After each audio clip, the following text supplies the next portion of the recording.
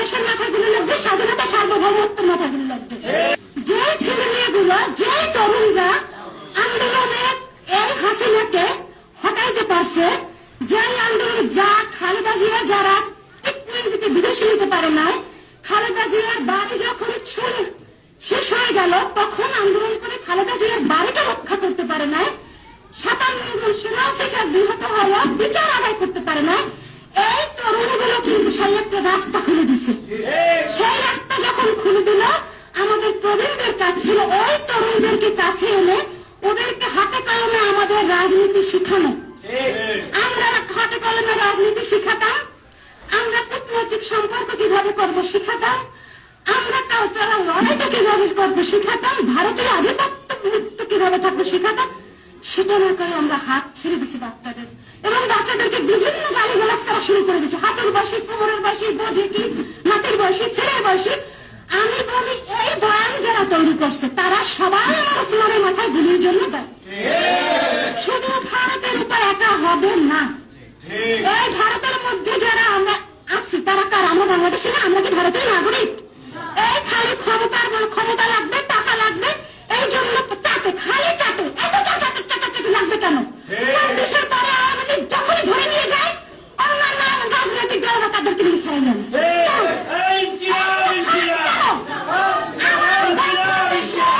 সকল রাজনৈতিক নেতাদের প্রতি, দেশপ্রেমিক নেতাদের প্রতি একটাই আহ্বান, আপনারা যখনই আওয়ামী লীগকে বিচারের মুখোমুখি করে আপনারা কাউকে ছাড়াতে যাবেন না। আপনারা শোনেন, আমাকে অনেকেই বলে ব্যালেন্স করে কথা বলে, আমার ঘর বুঝে ব্যালেন্স করে। আমার আর ব্যালেন্স কি আছে? কারণ আমার ওসমান আছে। আমার ওসমান তো শুধু আমার কাছে ভাই না, আমার সন্তান হয়ে উঠছে। আমাদের ভাই বোনদের কাছে এই যে সারা পৃথিবী যদি আমাকে বলে যে আমি আপনার ভাই, আসলে কি আমার ওসমান হতে পারবে? এটা সম্ভব? ওসমান হতে পারবে? এটা সম্ভব? এটা সম্ভব না।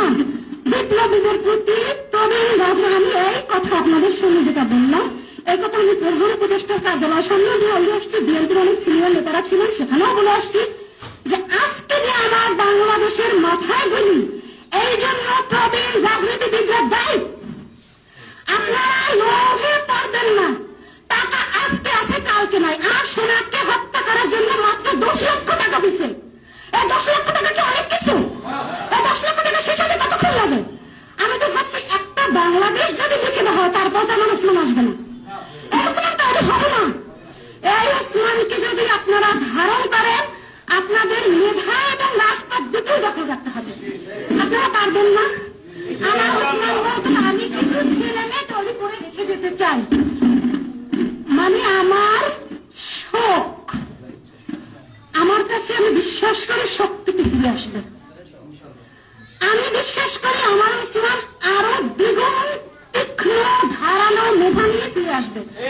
আমার ওসমান কবিতায় একটা লিখেছিল যে আমার হাত খেয়েও, আমার বক্ষ খেয়েও, আমার পা খেয়েও, আমার মাথা খেয়েও না, মাথা খেয়ে যে আমি চিরতরে দাস হয়ে যাব।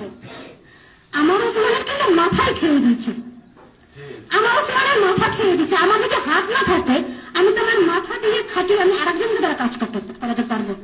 আপনাদের কাছে বিনীত অনুরোধ, আপনারা ওসমানের আদর্শ লালন করেন, এই চাঁদাবাজি সন্ত্রাসীর বিরুদ্ধে দাঁড়ান। চাঁদাবাজি, সন্ত্রাসী, অর্থের লোভ, ক্ষমতার লোভ, সকল কিছুর ঊর্ধ্বে দিয়ে ইনসাফের রাষ্ট্র কায়েম করেন। ইনসাফের রাষ্ট্র যেদিন আমরা কায়েম করতে পারবো, সেদিনই আমরা ভারতীয় আধিপত্যবাদের বিরুদ্ধে দাঁড়াতে পারবো। এছাড়া না, ভারত আমাদেরকে কোনোদিন আমাদেরকে বন্ধু ভাবে না, ভাববে না। এটা আপনাদেরকে মনে রাখতে হবে। এটা মনে রাখলে হবে না, তার জন্য প্রচুর পড়াশোনা করতে হবে, দক্ষ সেনাপতি তৈরি করতে হবে। আজকে দেখেন আমাদের ইন্টারিম গভর্নমেন্টের মধ্যে কি বুড়া বুড়া লোকগুলো দিচ্ছে। মানে আমি তো রাজনৈতিক কোনো ফ্যামিলির মানুষ না, তারপর আমি বলতাম আমরা যখন ক্ষমতায় আসবো তখন ক্ষমতায় বসবে কারা? যারা মাজলুম কারা? যারা এতটা বছর জুলুমের শিকার হয়েছে তারা ক্ষমতায় আসবে।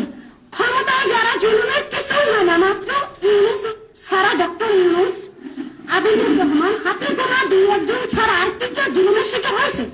70 বছর 80 বছর তাদের তো ওখানে বসাই রাখছে। মানে অথব্র বসায় রাখছে, প্রশাসনকে তারা কোনো কাজ করাতে পারছে না, প্রশাসন কোনো কথা শোনে না। প্রত্যেকটা জায়গায় 17 বছরে আওয়ামী লীগের লোক বসে আছে। এবং অভ্যুত্থানের পরবর্তীতে আমাদের অন্যান্য রাজনৈতিক দল এত আওয়ামী প্রেমী হয়ে গেল, 32 ভাঙতে যায় সেটা মত, 32 ভাঙতে যায় মত। এটা কোন মত বলে? এই বান্দার ওসমান তো খালি ভারতের শত্রু না, ওসমান এই বাংলাদেশে যারা রাজনীতি করে, চাঁদাবাজি করে, সন্ত্রাসী করে, লুটেরাজ করে, তাদের শত্রু। ওসমান বাংলার শত্রু। আপনারা জানতেন যে একটা সময় ছিল যে মেয়েদেরকে দেখলে ইনসাল্ট করা যায়, মানে যে মেয়ে মাথায় কাপড় দেবে না সে জাহান্নামী। ওসমান এই ন্যারেটিভ ভাঙছে, কারণ যে মেয়ে মাথায় কাপড় দেবে তার ভিতরে ইমানের তেজ থাকতে পারে। ইমানের তেজ তো দেখাইছে, দেখাইছে না? এই যে ঝুমা দেখেন, সেই ভিতরে এই যে নারায় তাকবীর আল্লাহ, আপনারা দেখেন হুমান কাদের চৌধুরী নারায় তাকবীর আল্লাহ আকবার স্লোগান দিছিল। এর জন্য পরবর্তীতে তার দলের লোকেরা কি স্টেটমেন্ট দিছিল যে এটা আমার দলীয় স্লোগান না, নারায় তাকবীর আল্লাহ আকবার কি আমার এটা কি আমার দলীয় কোনো স্লোগান? এটা আমার বাংলাদেশের সার্বভৌমত্বের একটা সংস্কৃতির একটা অংশ।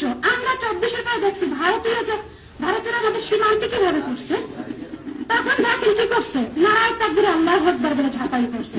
তো আপনার এই লড়াই চলবে, এই লড়াই থামবে না। আপনাদের কাছে দোয়া আমাদের ওসমান যেন তীক্ষ্ণ ধারালো হয়ে ফিরে আসে। ধন্যবাদ।